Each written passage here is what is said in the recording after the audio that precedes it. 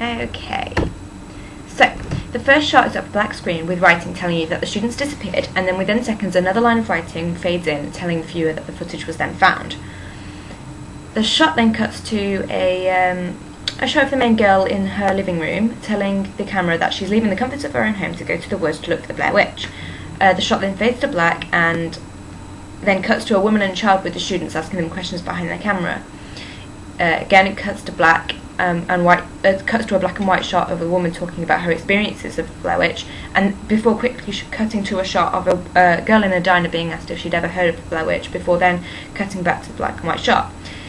Cuts to black again, and then a review for Entertainment Weekly is written in white, and then it cuts to a black and white shot of a road with white writing telling the audience that the film is all filmed on a handheld camera, before cutting to a quick shot of a tree in black and white with a girl's gasp in the background, and then again fades to black.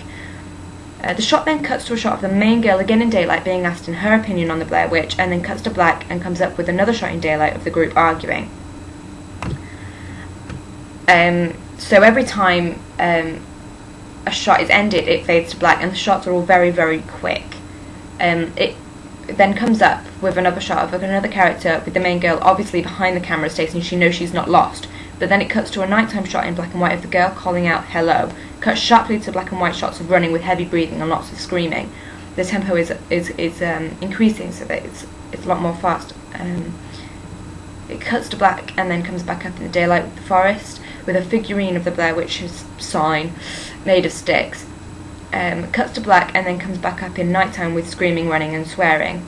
Cuts to black again and then comes up with a shot of the main girl's face close up. She's crying and talking to the camera. It cuts to black and comes back up with running, a scream, and then the camera drops. And it cuts to black and white and comes up with an odd smoky kind of look and a scream. It cuts to black for the last time, and then the Blair Witch Project comes up written in white. The average shot length is about 5 seconds, so time in seconds of the whole trailer is 111 seconds. So technically, there is 22 shots, each with a black fade in the middle. So the first location of this trailer is in the living room of Heather, the main character, and the second location is in the town of Burkittsville, the closest town to the Black Hills Woods, which is the location after that. The main character, Heather, is your typical final girl. She's slightly masculine with dark hair. There are 2 other characters, and they are male, and all 3 characters are dressed like typical teenage students. The only other characters are occupants of Burkittsville. The trailer was about the filming of the documentary of the Blair Witch Project, and it links with the synopsis and the titles that mention the documentary and the Blair Witch.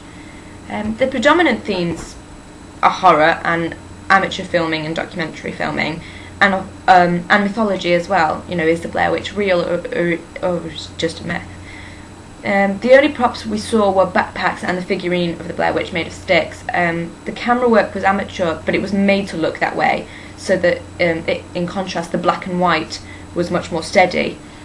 So that when the audience knew that the documentary and the colour film was behind the scenes. The music was ominous, and every time the shot cut to blade, there was a low drumming sound. There were only other sounds were voices. The editing was quick to make the filming seem even more amateur, and the black screens were in time with the music. The transitions were all cuts, as if done by amateur filmmakers. There was a slide at the beginning with information about the students and why they went, and then another saying that the footage was found a year later.